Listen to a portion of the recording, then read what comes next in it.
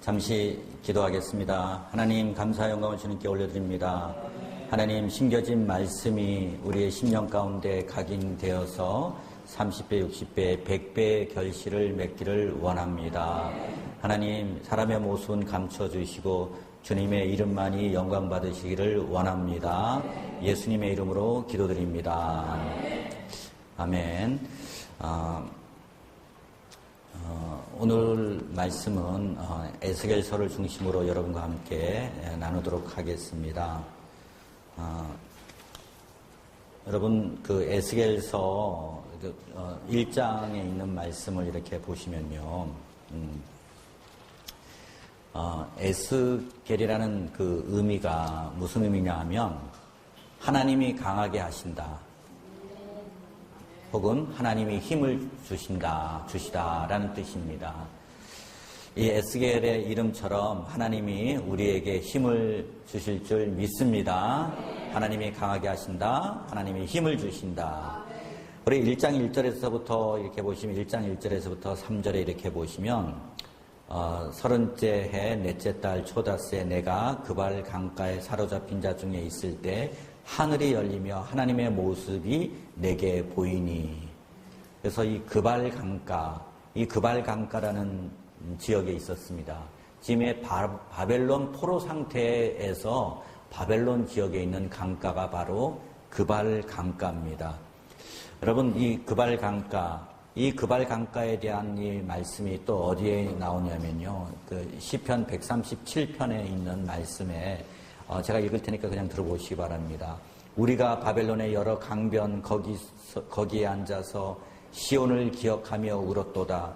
그 중에 버드나무에 우리가 우리의 수금을 걸었나니 이제 우리를 사로잡은 자가 거기서 우리에게 노래를 청하며 우리를 황폐하게 한 자가 기쁨을 청하고 자기들을 위하여 시온의 노래 중에 하나를 노래하라 하미로다. 우리가 이방 땅에서 어찌 여호와의 노래를 부를까? 예루살렘아 내가 너를 잊을진데 내 오른손이 그의 재주를 잊을지로다. 자, 이런 시편에 있는 말씀이 이렇게 있습니다. 바로 이게 그발 강가입니다. 이 바벨론 강가인데요, 여러분 1980년도에 이 시편 137편을 가지고 노래한 가수가 이렇게 있습니다. 여러분 여기에 젊은 분들은 잘 모르시겠지만 80년대를 살았던 그런 분들은요 이 노래를 아실 겁니다. 이 보니엠이 부른 By the Rivers of Babylon이라는 노래입니다. 예, 그 자마이카 사람인데 독일에 피난 온 사람들이 노래를 부른 그런 노래입니다. 예, 팝송을 좋아하시는 분은 이 노래, 제가 노래를 잘 부르면 좀 한 구절이라도 좀 부르고 싶은데요. 나중에 집에 가셔서 유튜브로 한번 좀 들어보시면 무슨 노래인지를 아실 겁니다. 이 노래 가사를 보니까요, 제가 한번 그 가사를 조금만 불러볼게요. 바벨론 강가에 우리는 앉아서 우리는 울었어요. 조국을 생각하며 사악한 무리들이 우리를 포로로 잡아 멀리 끌고 갔어요. 우리에게 노래를 부르라고 했죠. 하지만 우리가 어떻게 주의 노래를 부를 수 있나요? 이런 낯선 땅에서 우리 입에서 나오는 말과 우리의 가슴에서의 명상을 오늘 밤 여기 받아주시길. 바벨론 강가에 우리는 앉아서 노래를 불렀어요. 뭐 이런 노래입니다. 조국을 생각하며 우리는 앉아서 우리는 울었어요. 시온을 생각하며 우리는 노래를 불렀어요. 이게 바벨론 강가에서는 꼭 한번 집에 가셔서 유튜브에 By the Rivers of the Babylon이라는 노래를 한번 들어보시기를 바랍니다.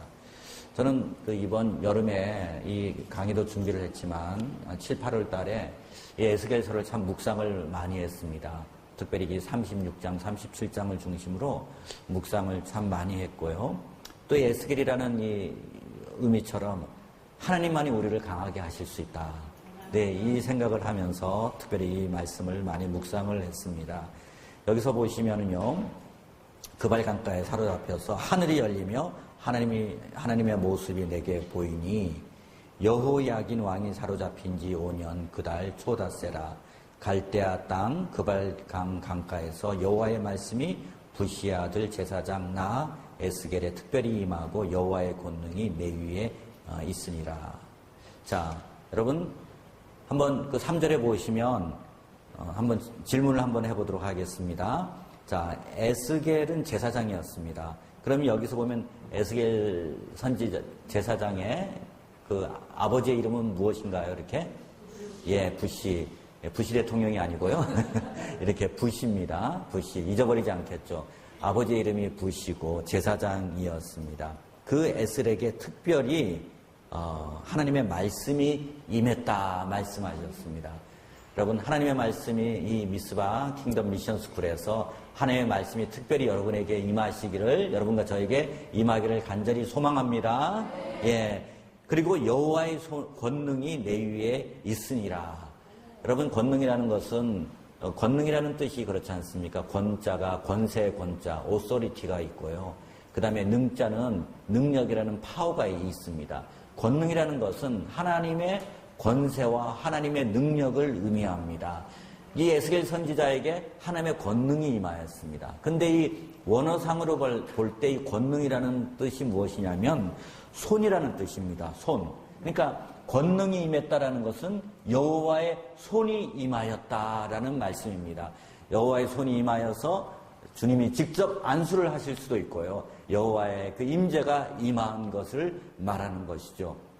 그래서 말씀이 임하는 것이 권능이 임하는 것이고, 권능이 임했다는 것은 하나님의 말씀이 임하는 건 줄을 믿습니다. 저는 그래서 이번 3기 미스바 킹덤 미션 스쿨에 오신 모든 분들에게 하나님의 말씀이 열리고 권능이 임하시는 여러분 한 분 한 분 되시기를 주님의 이름으로 축복합니다. 예. 자, 그래서 특징을 한번 이렇게 보면요. 에스겔은 제사장이었고 주전 598년에 첫 번째 포로로 잡혀갈 때 당시의 왕인 여호야긴 왕과 함께 끌려갔습니다. 그래서 여호야긴 함께 끌려간 선지자가 바로 이렇게 에스겔 선지자면서 제사장이었습니다. 그런데 에스겔에서 많이 나오는 단어가 무엇이냐면요. 벤 아담이라는 단어, 인자라는 단어가 많이 나옵니다. 벤이라는 것은 히브리어로 아들이라는 뜻이고, 아담이라는 것은 고유명사로 아담도 되지만 사람이라는 그런 보통 명사로 할 때 이렇게 아담이라는 뜻을 단어를 씁니다. 그래서 벤 아담, 그 사람의 아들, 인자, 이 단어가 93번 정도 이 에스겔서에서 나옵니다. 전체적인 구성을 보면요. 전체 48장 중에서 1장에서부터 24장까지는 이스라엘에 대한 심판에 대한 예언, 하나님을 떠난 이스라엘, 하나님께 앞에 범죄한 그 이스라엘에 대한 심판 예언이 나옵니다. 물론 부분적으로 구원의 부분도 나오지만 대부분은 1장부터 24장 대부분은 하나님 앞에 범죄한 이스라엘에 대한 심판 그런 예언이 나옵니다. 그리고는 25장부터 32장은 그 심판을 어떻게 하시냐면요. 열국을, 주변에 있는 열방의 그 열국에 있는 나라들을 통해서 이스라엘을 심판하는 그런 장면이 나오는데요. 심판의 도구로 사용을 하셨는데 심판의 도구로 사용한 그 열국을 다시 심판하는 내용이 25장에서 32장에 나옵니다. 그런데 이것은 이스라엘의 입장에서 볼 때는요, 하나님께서 이스라엘을 구원하시고자 하시는 그런 손길이고 구원 예언입니다. 자, 그래서 하나님은 택하신 이스라엘을 향해서 심판을 하셨습니다. 심판을 하셨는데 그 심판의 목적이 아니죠. 회복이 목적이었는데 그 심판의 도구로 열국을 사용했습니다. 하나님의 눈동자와 같은 이스라엘을 결국은 또 범한 나라들을 심판하는데 그 내면에는 하나님의 심중에는 이스라엘을 다시 구원하시고자 하시는 그런 목적이 있으셨던 것이죠. 그리고는 이 33장에서 48장까지는 구체적으로 이스라엘에 대한 구원, 회복 예언에 대해서 말씀하고 있습니다. 자, 그래서 여러분 이 바벨론 포로로 잡혀간 때가 총 3번에 걸쳐서 이렇게 바벨론 포로로 잡혀갑니다. 바벨론 초기, 그리고 598년에서 581년, 포로기 중기 580에서 562년, 후기 561년에서부터 538년 이렇게 3단계로 포로로 잡혀가는데요. 여러분 그 당시에 이제 561년에 여호야긴의 복권을 하였습니다. 그 당시에 바벨론에서 왕으로 세운 사람이 시드기야입니다. 근데 이 시드기야는요, 그 나라 왕의 입장에서 볼 땐 정통성이 없던 왕이었어요. 그래서 이 여호야긴이 원래 포로 잡혀갔을 때 포로 잡혀갔는데 힘이 없이 그냥 명목상의 이스라엘의 정신적인 지주로서 여호야긴은 남아있기는 했고, 바벨론의 어떤 그런 앞에 섭정 정치를 누굴 통해서 했냐면 시드기야를 이렇게 통해서 했던 것이죠. 그래서 그발 강가 주변에 그 남유다 백성들이 모여서 살게 되었고, 정치적으로는 정신적인 지주로 시드기야를 앞장 세웠는데 그 국민들의 남유다 국민들의 지지를 받지를 못하였습니다. 그런데 561년에 여호야긴이 다시 이렇게 복권을 정신적인 지주로서 앞에 서게 되었고요. 539년에 고레스 칙령에 의해서 이제 예루살렘으로 귀환해도 좋다라는 그런 명령을 받았을 때 이제 이 오늘 여러분과 함께 중심으로 하는 에스겔서 36장과 37장은 배경으로 바로 이 포로기 후기 561년에서부터 538년을 이렇게 포로기 후기로 이렇게 그 배경으로 합니다. 그러면 여러분 에스겔서 36장으로 이렇게 가시고요. 36장 16절로부터 통해서 여러분과 함께 좀 나누도록 하겠습니다. 특별히 여기에 이스라엘 집이라는 말씀이 17절, 21절, 22절, 31, 37절 바벨론 포로 공동체가 이제 되었는데요. 바로 이 남유다가 이스라엘 민족의 그 정통성과 정통성이 있다라는 것들을 이스라엘 집이라고 이렇게 설명을 합니다. 자, 그러면 이제 36장을 중심으로 우리가 하는데요. 자, 17절에서부터 이렇게 쭉 보시면 특별히 더럽다, 이 더러워진 이름, 이런 것을 한번 좀 보면서 우리 17절부터 이렇게 좀 보도록 하겠습니다. 자, 17절 이렇게 보시면 인자야 이스라엘 족속이 36장 17절입니다. 인자야 이스라엘 족속이 그들의 고국 땅에서 거주할 때 그들의 행위로 그 땅을 더럽혔나니 나 보기에 그 행위가 월경 중에 있는 여인의 부정함과 같았느니라. 그들이 땅 위에 피를 쏟았으며 그 우상들로 말미암아 자신들을 더럽혔으므로 내가 분노를 그들 위에 쏟아 그들을 그 행위대로 심판하여 각국에 흩으며 여러 나라에 해쳤더니, 그러니까 그들의 우상 숭배와 여러 가지 자신들의 그 더럽혀진 고국 땅에 거주할 때 더럽혀진 그 행위 때문에 행위대로 심판하여 각국에 흩어지게 하셨고 여러 나라에 흩으셨다는 겁니다. 여러 나라에 흩어졌다. 여러분 말씀을 스크린에 이렇게 보시면 나옵니다. 스크린에 자 해쳤다. 그들이 이른바 그 여러 나라에서 내 거룩한 이름이 그들로 말미암아 더러워졌나니. 그리고는 어떻게 됐습니까? 흩어진 그 여러 나라에서 하나님의 그 거룩하신 이름이 그들로 말미암아 더러워졌다. 이렇게 하나님의 그 한탄의 목소리가 들립니다. 곧 사람들이 그들을 가리켜 이르기를 이들은 여호와의 백성이라도 여호와의 땅에서 떠난 자라 하였습니다. 예. 그래서 그 이방인들이 말하기를 여호와의 백성이라도 여호와의 땅에서 떠난 자다. 하여튼 수치의 말, 별 볼 일 없는 족속이 되었다. 이런 이야기를 한다는 거죠. 자, 21절. 그러나 이스라엘 족속이 들어간 그 여러 나라에서 더럽힌 내 거룩한 이름을 내가 아꼈노라. 그래서 하나님은요, 열국에서 하나님의 이름이 더러워지셨습니다. 하나님이 순환을 받으시는 거죠. 그 거룩히 영광 받아도 정말 부족할 판에 하나님의 이름이 망령되이 행하여졌고 더럽혀졌다. 그것을 하나님이 너무너무나 안타까워 하시는 것입니다. 그래서 자기 이름을 아끼시겠다고 말씀을 하시면서 이제 22절에 에스겔에게 사명을 주십니다. 그것이 바로 22절에 이렇게 나옵니다. 그러므로 너는 이스라엘 족속에게 이르기를 주 여호와께서 이렇게 행함은 너희를 위함이 아니요 너희가 들어간 그 여러 나라에서 더럽힌 나의 거룩한 이름을 위함이라. 하나님은 하나님의 이름을 회복하시겠다 말씀하십니다. 나의 더럽혀진 이름 가운데 명예를 다시 난 되찾겠다. 그러니까 하나님의 그 거룩한 거룩한 마음입니다.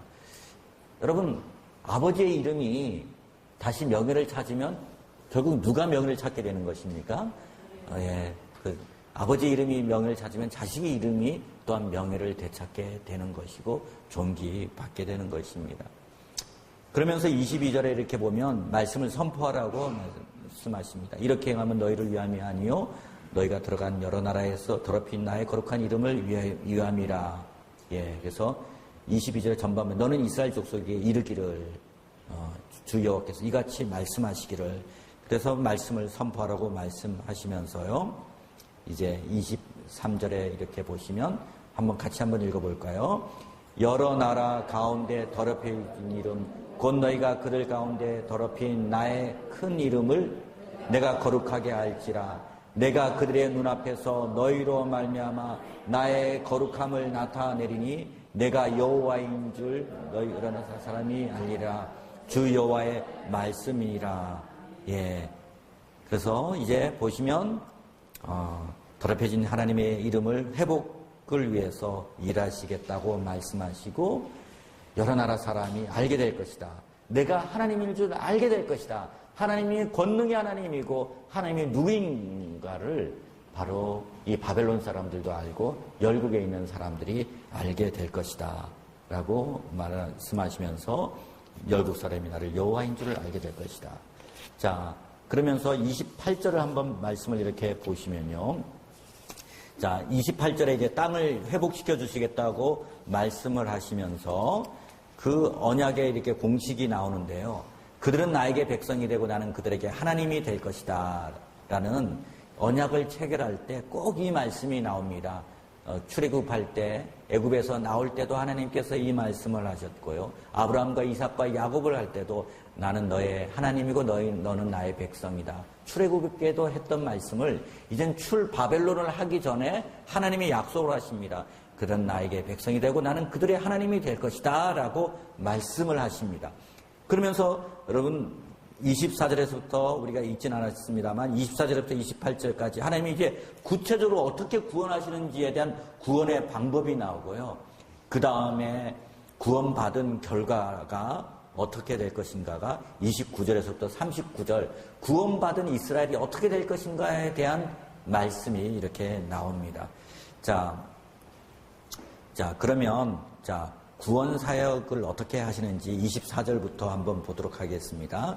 자, 24절. 이건 정말 중요한 부분이니까 꼭 집중을 좀 하셔서 함께 들어주시면요. 내가 너희를 여러 나라 가운데서 인도하여 내고 여러 민족 가운데서 모아들이고 고국 땅에 들어가서 하나님이 어떻게 하냐면 열국 중에서 취하게 내시겠다라는 것입니다. 그리고 열국 중에서 모아들이고 특별히 바벨론 땅에서 이렇게 모아서 고토로 다시 들어가겠다라고 말씀하시는 거예요. 자, 하나님의 구원의 방법은 먼저 이스라엘이 뭔가 회개하기 이전에 하나님이 먼저 일하시는 겁니다. 열국 중에서 취하고 열국 중에서 모아들이고 고토에 들어가서 이제 25절에 보면은요. 25절에 한번 같이 읽을까요? 맑은 물을 너에게 뿌려서 너희로 정결하게 하되 곧 너희 모든 더러운 것에서와 모든 우상 숭배에서 너희를 정결하게 할 것이며 그래서 용서하시는데 정결 예식을 통해서 물로 깨끗이 씻는다는 겁니다. 물로 목욕도 시키고 정결하게 하신다는 것이죠. 그래서 정결하게 하신 다음에 26절과 27절 같이 한번 읽겠습니다. 또 새 영을 너희 속에 두고 새 마음을 너에게 주되 너희 육신에서 굳은 마음을 제거하고 부드러운 마음을 줄 것이며 또 내 영을 너희 속에 두어 너희로 내 율례를 행하게 하리니 너희가 내 규례를 지켜 행할지라. 그래서 정결 예식이라고 정말 이 거지가 되었던 그 거지를 왕궁에 데려다가 다시 깨끗하게 하고 정결 예식하고 마음을 변화시켜 주시고 그리고 법과 규례를 지킬 수 있도록 해주겠다는 겁니다. 이것이 인간의 의지로 지키는 것이 아니라요. 하나님 먼저 지킬 수 있는 그 마음을, 새 마음을 허락해 주신다. 새 마음을 주시겠다라고 말씀하십니다.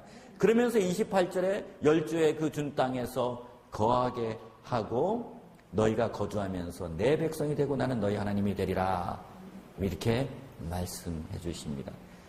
그 다음에 구원받음의 그런 결과가, 그러면 구원받은 결과가 어떻게 되는지 한번 그걸 보고 제가 좀 설명을 하도록. 29장 전반부에 보시면 내가 너희를 모든 더러운 데서 구원하고, 자, 더러운 데서 먼저 구원하고 곡식이 풍성하게 하여 기근이 너에게 닥치지 아니하게 할 것이며 또 나무의 열매와 밭의 소산을 풍성하게 하여 너희가 다시는 기근의 욕을 여러 나라에서 당하지 아니하게 하리니 그때 너희가 너희 악한 길과 너희 좋지 못한 행위를 기억하고 너희 모든 죄악과 가증한 일로 말미암아 스스로 밉게 보리라. 자, 여기 참 중요한 그 내용들이 이렇게 나옵니다. 자, 하나님이요 먼저 구원을 시켜주셨습니다. 구원을 시켜주시고 더러움에서 구원해 주시고 공급하실 거 공급해 주시는 용서를 베풀고 나서 그 다음에 무엇을 하냐면요, 죄를 기억하게 하고 스스로 했던 그 죄악의 행위를 믿게 본다는 거예요. 스스로 믿게 보게 된다라는 것입니다. 여러분, 저는 이게 미스바 킹덤 미션 스쿨이 정말 김한식 목사님이 지으신 걸로 알고 있는데 정말 이름을 잘 지은 것 같아요. 여러분, 미스바는 뭐의 상징입니까? 회개죠. 이렇게 미스바. 회개입니다. 회개. 회개하면 무엇이 온다고요? 회개하면 천국이 가까우니라. 회개하면 천국이고 하나님의 나라가 우리에게 임하게 되는 것입니다. 하나님의 나라가 임하게 되면 하나님의 나라의 백성으로 살고 하나님의 자녀가 되면 은혜 가운데 우리가 자연히 미션이 생기고 사명이 생기고 소명이 생기는 건 당연한 그런 절차인 것 같아요. 이렇게 저는 한사랑에 1986년에 그 대학생 때 복음을 깨닫게 되고요. 그때 이제 하나님 나라가 우리의 삶 가운데 내 삶 가운데 임하는 것을 경험하게 되고 그리고 정말 그 소명을 받게 돼서 이 길을 가게 되었거든요. 그래서 하나님은 보통은 우리가 회개하면 우리를 용서해 주시고 그리고 용서하면 회개하면 하나님의 나라가 임하는데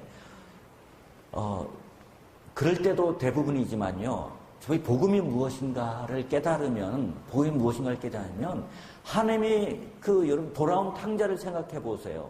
돌아온 탕자를 생각하면 용서해 놓고 기다리고 계시고 회개하고 돌아오는 아들을 맞이하시는 그 아버지의 사랑.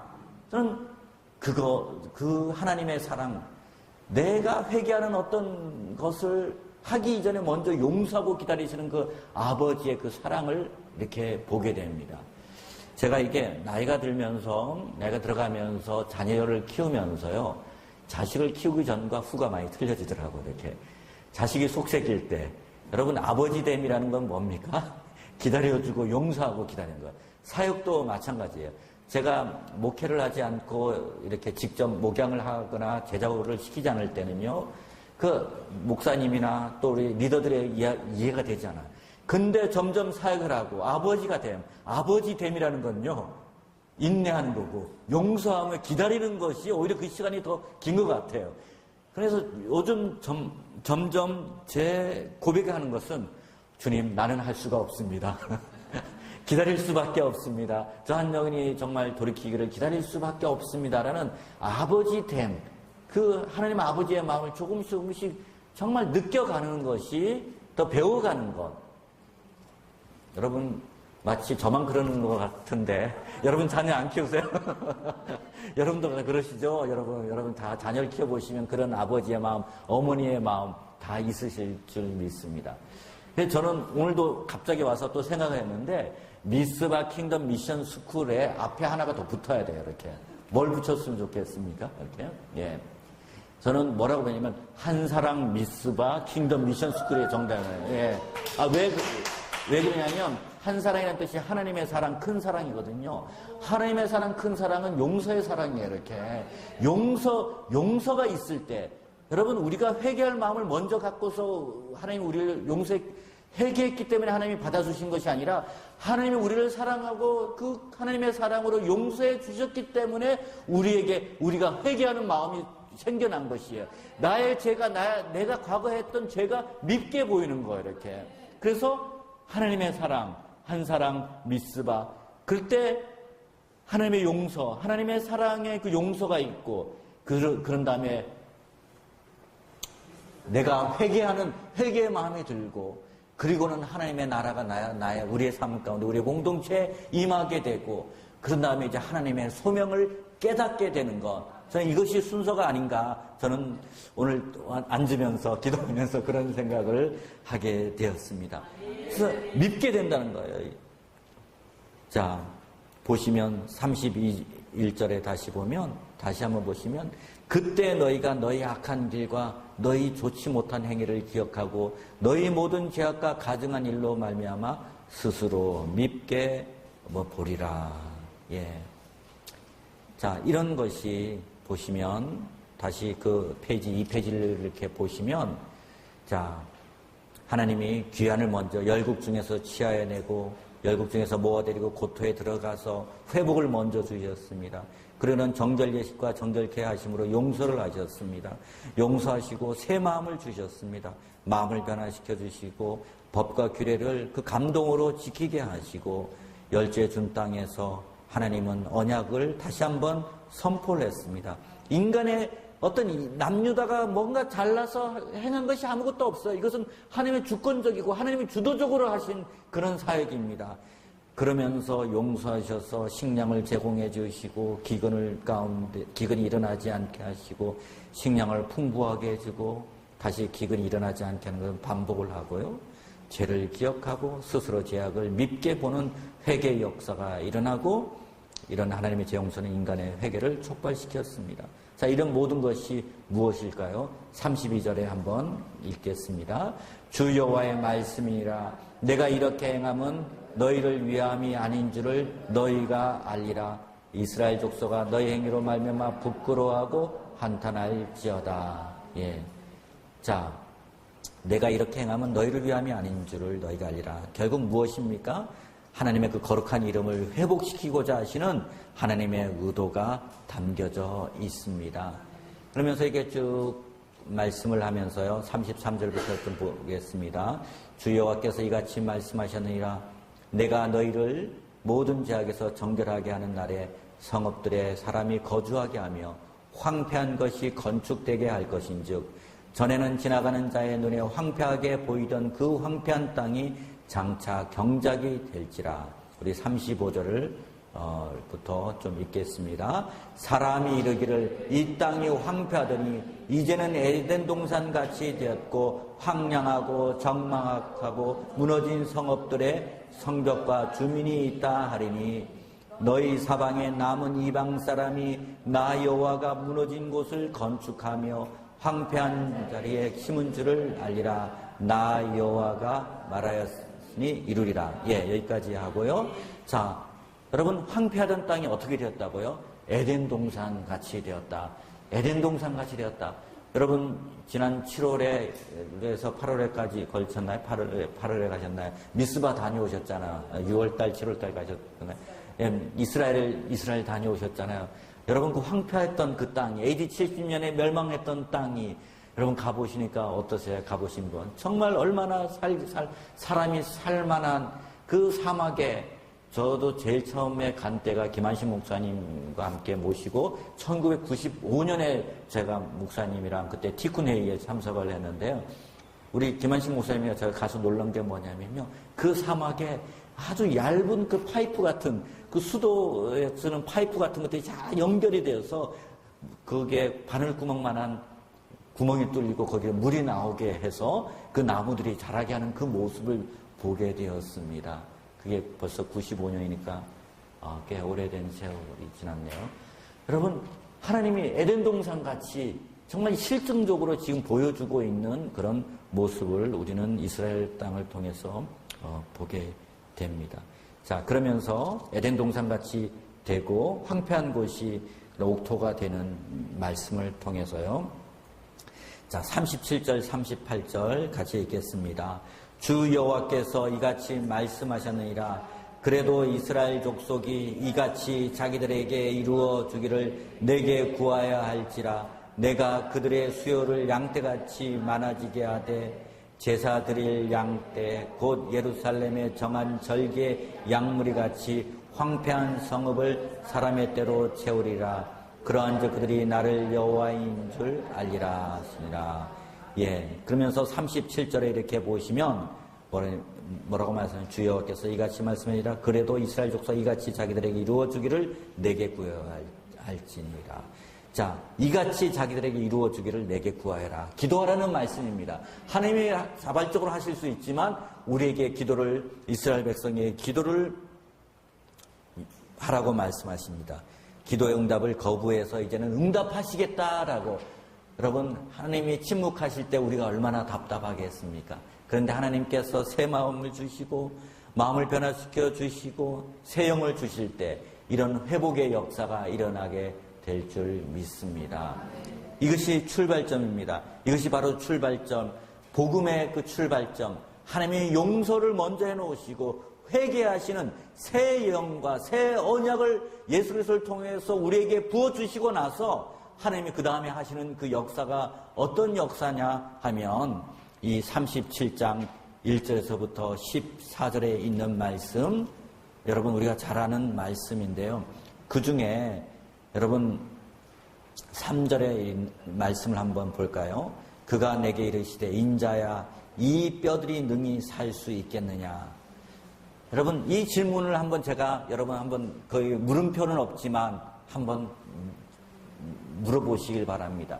그 당시에 그 유다의 상태, 여러분 그 캄보디아나 이런 베트남에서 공산화가 될 때 그 킬링필드로 인해서 수많은 뼈들이 죽어있는 그 뼈들의 모습을 혹시 여러분 머릿속에 한번 상상해 보시길 바랍니다. 600만의 그 유대인들이 그 독일 정부에 의해서 히틀러에 의해서 죽은 그 뼈들을 한번 생각을 해 보십시오. 수많이 쌓인 그 뼈들, 무고한 어린아이의 뼈들, 그리고 주부들의 뼈들, 군인도 아닌 그런 학자들, 그런 일반 사람들의 뼈들, 정말 무고하게 죽어간 그 사람들의 뼈들을 한번 상상을 해요. 수북히 산더미처럼 쌓인 머리에, 그런 머리의 부분에 그 해골의 부분, 그리고 갈비뼈의 부분, 그리고 관절의 부분, 그런 뼈들을 한번 생각해 보시기 바랍니다. 그 뼈들 가운데 뼈들을 보여주시면서 이렇게 하나님이 물으십니다. 이 뼈들이 능히 살 수 있겠느냐? 이 뼈들이 능히 살 수 있겠느냐? 물어보십니다. 에스겔 선지자가 뭐라고 대답을 했을까요? 뭐라고 대답했습니까? 그 보면 주 여호와여 주께서 하시나이다. 예. 어쩌면 에스겔 선지자는 이 뼈들이 살 수 있습니다. 자신 있게 말할 수도 없고요. 못 삽니다라고 하면 또 불신의 말이 되고 가장 적절하게 생각해낸 말이 주님만이 아십니다. 기도해보고 말씀드릴게요. 주님만이 아십니다. 이게 얼마나 현명한 대답이면서도 아주 잘 피할 수 있는 말이 주님만이 아십니다. 이 대답이 아닐까 싶습니다. 그래서 여기도 보면 37장 2절에 보면 권능으로 내게 임재하시고, 하나님의 권능이 무슨 말이라고 했죠? 여호와의 권능할 때는 여호와의 손이라고 했습니다. 손이 내게 임재하시고 그의 영으로 나를 데리고 와서 골짜기 가운데서 뒀는데 나를 그 뼈 사방으로 지나게 하시고 본즉 그 골짜기 지면에 뼈가 심이 많고 아주 많더라. 걸어가도 이 뼈들이 이렇게 상태가 뼈가 너무나 많은 거죠. 자, 그런데요, 하나님께서 이제 에스겔 선지자에게 말씀하십니다. 이같이 말씀하시를 내가 생기를 너에게 들어가게 하리니 너희가 살아나리라. 예, 생기를 주시고 살아나게 될 것이다. 뼈들에게 그렇게 말씀을 하십니다. 그리고는 너희 위에 힘줄을 두고, 자, 힘줄을 먼저 두십니다. 뼈 위에 이렇게 힘줄을 이렇게 두시는데요. 가죽으로 덮고, 그리고 너희 속에 생기를 넣으니 너희가 살아나리라. 또 내가 여호와인 줄 너희가 알리라. 너희 하나님의 기적을 보게 되고 하나님인 줄 알게 될 것이다. 이렇게 말씀하십니다. 그때 이 명령을 따라 예언을 하였습니다. 대언이라는 것은 예언이죠. 대언할 때 소리가 나는 겁니다. 여러분, 뼈가 갑자기 하나하나씩 움직입니다. 머리에 뼈가 움직이고 관절, 다리에 뼈가 움직여서, 여러분 여기에 소리 나지는 그 단어는 없습니다만 원어상으로 보고 또 영어로 보면 이게 막 그 소리가 나는 거예요. 막 그 뼈가 맞춰지는 소리. 혹시 접골원에서 접골 이렇게 그 카이로프라틱 받아보신 적 있죠? 좀 우두둑 소리가 나는데 이건 우두둑 소리가 아니에요.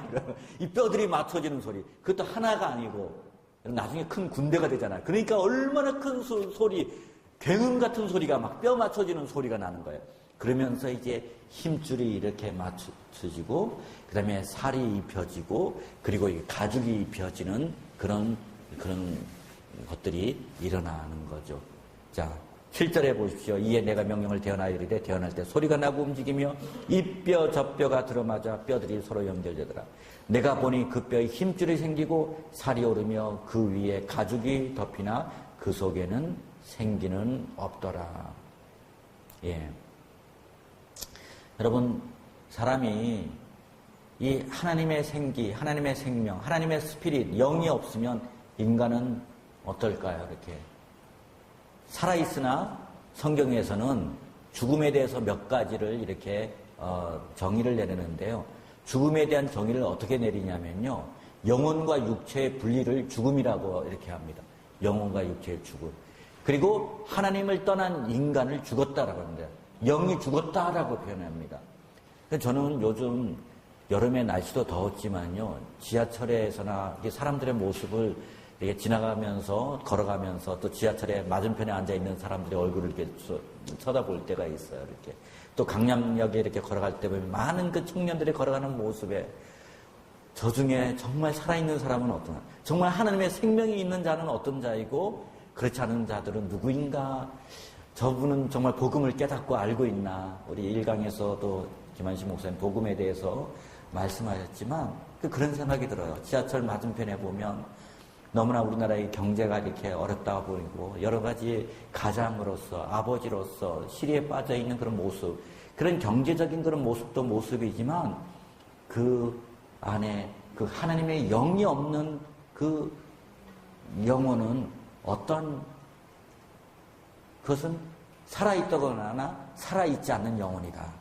살아있다거나 살아있지 않는 그 영혼들에게 우리가 아까 새 영, 새 마음, 그 정결한 물로 예수 그리스도의 그 물과 성령으로 거듭나는 씻기지 않으면 바로 이 씻기지 않으면 영혼이 죽은 목숨이다라는 생각을 이렇게 보게 되는 거죠. 이렇게 여러분 제가 이번 순회에서도 제가 좀 흉내를 냈습니다만 여러분 제가 그 어릴 때 20대 때 영화를 한 편을 보는데 중국 영화예요. 이렇게 중국 영화인데 강시라는 영화 이렇게 혹시 보신 적 있어요? 강시는 중국 영화인데 중국 영화인데 빛이 있으면 시체로 죽어 있다가 밤에 어둠일 때는 딱 나와서 사람을 괴롭혀하고 또 이 눈 밑에 다크서클이 딱 이게 검게 이렇게 그래 있고 중국 모자를 딱 써 있어요. 이렇게. 근데 여러분 걸어 다닐 때 어떻게 하는지 걸어 다니는지 알죠? 이렇게 이렇게 하고 이렇게. 제가 이게 사람들의 모습을 이렇게 보면서 사람들의 모습을 보면서 살아있다고 하나 너무나 강시 같은 이 세대의 그런 많은 사람들을 보면서 저 영혼들이 하나님의 그 새 영과 새 마음과 정말 하나님의 정결한 물로 씻고 예수님의 그 보혈로 씻겨야 될 텐데라는 안타까움이 정말 살아가면서 더더욱더 저는 이렇게 느끼게 되는 거죠. 이렇게. 여러분, 그럴 때 많은 사람들이 뼈는 있습니다. 살은 있습니다. 힘줄은 있습니다. 그리고 살은 있습니다. 가죽은 덮여 있습니다. 그러나 하나님의 영이 없을 때는 마른 뼈에서 살만 덮여져 있는 인간의 모습 그 이상도 이하도 아닌, 물론 우리 안에 하나님의 형상의 그런 지정의가 있긴 하지만 정말 이 하나님의 영이 없이 하나님의 생기가 없을 때는 하나님의 나라가 임하지 않고서는 의와 희락과 평강이 임하지 못하게 된다는 것입니다. 저는 바로 이 하나님의 생기, 이 부활의 생기, 저는 이 나라 민족을 생각하면서도 저는 이 마른 뼈가 살아나겠느냐 하나님의 그 질문이 마치 인자야 이 뼈들이 능히 살 수 있겠느냐, 저는 이 말씀을 제가 여름 내내 읽으면서 저에게 질문하는 것 같았습니다. 이 뼈들이 능히 살 수 있겠느냐, 이 민족이 살 수 있겠느냐. 이런 질문이 계속 저의 귓가에 이제 울리게 되는 거죠. 자, 그래서 생기는 없는데 9절에 한번 보십시오. 또 내게 이르시되 인자야 너는 생기를 향하여 대언하라. 생기를 향하여 대언하라. 생기에게 대언하여 이르기를 주 여호와께서 이같이 말씀하시기를 생기야 사방에서부터 와서 이 죽음을 당한 자에게 불어서 살아나게 하라 하셨다 하라. 이 죽음을 당한 자에게 불어서 살아나게 하라. 이 에스겔 선지자에게 명령을 내리신 것입니다. 그러면 생기가 어디서부터 옵니까? 어느 한쪽 방향에서부터 오는 것이 아니라 사방에서 불어오게 되는 것이 10절에서부터 보면 이에 내가 그 명령대로 대언하였더니 에스겔 선지자는 그 명령대로 대언하였더니 생기가 그들에게 들어가매 그들이 곧 살아나서 일어나 서는데 극히 큰 군대더라 이렇게 이야기했습니다. 여러분 그 마른 뼈가 큰 군대가 되었다는 것입니다. 이 뼈들이 능히 살 수 있겠느냐 하는데 하나님께서 나중에 생기를 불어넣으셔서 큰 군대가 되었습니다.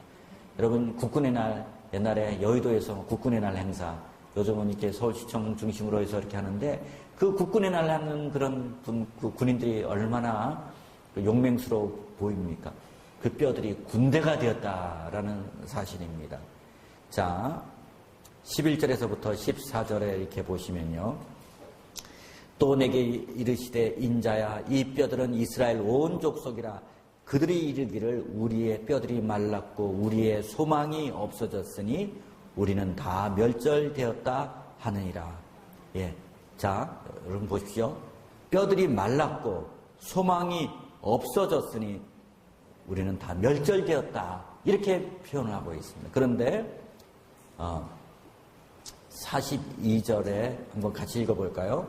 그러므로 너는 대언하여 그들에게 이르기를 주 여호와께서 이같이 말씀하시기를 내 백성들아 내가 너희 무덤을 열고 너희로 거기에서 나오게 하고 이스라엘 땅으로 들어가게 하리라.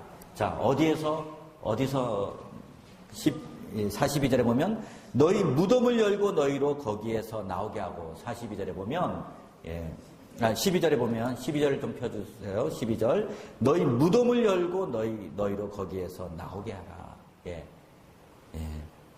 여러분 그런 부활의 역사가 우리나라 가운데 있기를 간절히 소망합니다. 무덤에서 나오는 그러한 역사, 이 부활의 역사, 예수님의 생기로 말미암은 이 부활의 역사가 있기를 간절히 소망합니다. 내 백성들아 내가 너희 무덤을 열고 너희로 거기에서 나오게 한즉 너희는 내가 여호와인 줄을 알리라. 14절 내가 또 내 영을 너희 속에 두어 너희가 살아나게 하고 내가 또 너희를 너희 고국 땅에 두리니 나 여호와가 이 일을 말하고 이른 줄을 너희가 알리라. 여호와의 말씀이라. 자, 너희가 알게 될 것이다. 어떻게 해요? 내 영을 내가 너에게 생기를 주어서 너희가 무덤에서 살아나게 하는 그러한 역사. 그래서 고토에 돌아가는 이 포로된 상태에서 돌아가게 되는 그런 역사가 너희가 알게 될 것이다. 만방이 알게 될 것이다. 이렇게 선포를 에스겔 선지자에게 지금 말씀하시는 것입니다. 자, 그러면서 이제 한번 정리를 하면은요. 36장에서는 하나님께서 용서를 하시고 새 마음을 주셔서 마음을 변화시켜 주시고 더러운 곳에서 정말 구해 주시고 회개의 역사를 이루신 다음에 회개의 역사를 이루게 하신 다음 용서에서 회개에서 부활의 역사로 바로 이 부흥의 역사로 가게 되는 것입니다. 다시 한번요. 용서에서 회개에서 부활의 역사, 부흥의 역사로 가게 된 것입니다. 그런 다음에 여러분 어떻게 됩니까? 15절에서부터 28절까지에 보면 결론적으로 15절에서부터 28절까지는 내 손에서 하나가 되리라 이렇게 하는 말씀입니다. 그 당시에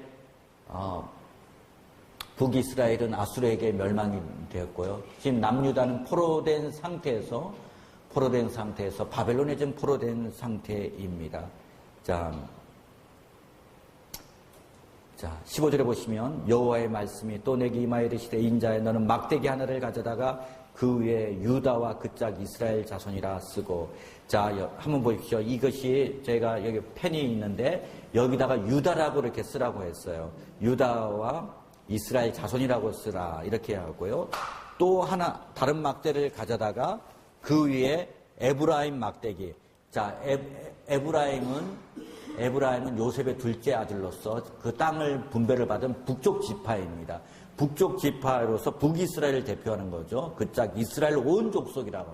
남쪽에는 유다와 베냐민 지파 두 지파가 있었고요. 북쪽에는 그 에브라임 지파를 중심으로 10지파가 있었는데, 자, 그 막대기 대표하는 에브라임 지파, 북이스라엘 하는 바로 북이스라엘과 또한 남쪽을 대표하는 그런 유다 지파를 이 막대기를 가져다가, 자, 17절에 보십시오.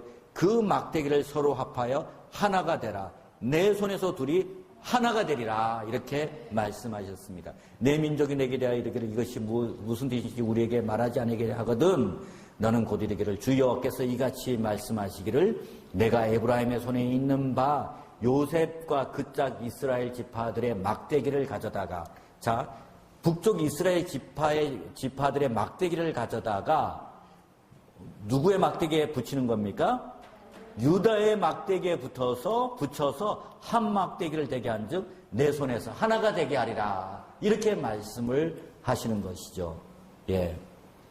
그러면서 22절에 한 임금이 모두 다스리게 하리니 그들이 다시는 두 민족이 되지 않으며 두 나라로 나누어지지 아니할지라. 23절에 그들이 그 우상들과 가증한 물건과 그 모든 죄악으로 더 이상 자신들을 더럽히지 아니하리라. 내가 그들을 그 범죄한 모든 초소에서 구원하여 정결하게 앉아 그들은 내 백성이 되고 나는 그들의 하나님이 되리라.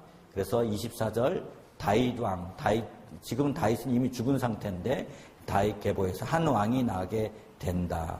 자 25절의 후반 보면 내 종 다윗이 영원히 그들의 왕이 되리라. 자, 26절에서부터 28절에 있는 말씀 읽고 마무리하도록 하겠습니다. 26절에서 28절 같이 읽겠습니다. 내가 그들과 화평의 언약을 세워서 영원한 언약이 되게 하고 또 그들을 견고하고 번성하게 하며 내 성소를 그 가운데 세워서 영원히 이르게 하리니 내 처소가 그들 가운데 있을 것이며 나는 그들의 하나님이 되고 그들은 내 백성이 되리라. 내 성소가 영원토록 그들 가운데에 있으리니 내가 이스라엘을 거룩하게 하는 여호와인 줄을 열국이 알리라 하셨다 하라. 저는 이 에스겔서 36장 37절을 이렇게 쭉 묵상을 하면서 이 여름에 우리 민족이 나아가야 될 방향이 무엇인가. 저는 여기에서 그냥 하나의 그냥 저 나름대로의 공식을 좀 그런 틀을 한번 만들어 보게 되었습니다. 하나님의 그 용서의 복음을 깨닫고 정말 이 조국 대한민국의 교회가 진짜 회개하고 정말 회개할 때 하나님의 부흥의 역사, 정말 에스겔서에서 나오는 그 마른 그 뼈다귀와 같은 그 존재들이 큰 군대가 되는 생기를 얻게 되고 큰 그 부활의 역사와 부흥의 역사를 경험하게 되면 하나님께서 한 막대기처럼 북쪽이 정말 이 남유다와 하나가 되는, 그래서 하나님 열국이 알게 되는 그 하나님의 나라의 역사를 정말 세계 열방이 알게 되는 그 역사를 저는 소망하게 되었습니다. 그래서 제가 요즘 기도하고 있는 기도 제목은 그렇습니다. 주님, 정말 하나님의 그 정결한 물로 씻어 주십시오. 정말 하나님의 그 새 마음을 우리 백성들에게 부어 주셔서 새 마음을 주셔서 마음을 변화시켜 주시고, 마음을 변화시켜 주셔서 하나님의 용서가 얼마나 큰지를 깨닫게 하시고, 그 깨닫고 자신의 죄가 얼마나 더러운지를 회개하고, 우상 숭배가 얼마나 더러운가 자신의 지금까지 하나님 앞에 범죄한 것들을 교회와 우리 국민들이 회개할 때 정말 하나님의 그 부흥의 역사를 저는 주님 허락하여 주십시오. 그래서 이 남북의 통일이 그냥 되어지는 것이 아니라 하나님의 그 생기로 말미암아, 하나님의 부흥으로 말미암아 하나가 되는 역사, 하나님의 생기로 하나가 되는 역사가 이 땅 가운데 있게 해주십시오 하는 것을 저는 에스겔서 36장과 37장에 걸쳐서 저는 보게 되었습니다. 여러분, 인자야 이 뼈들이 너니 살 수 있겠느냐 할 때 여러분은 어떻게 대답을 하시겠습니까? 에스겔의 이름처럼 하나님이 우리를 강하게 하신다. 하나님만이 우리의 힘이 되어 주신다.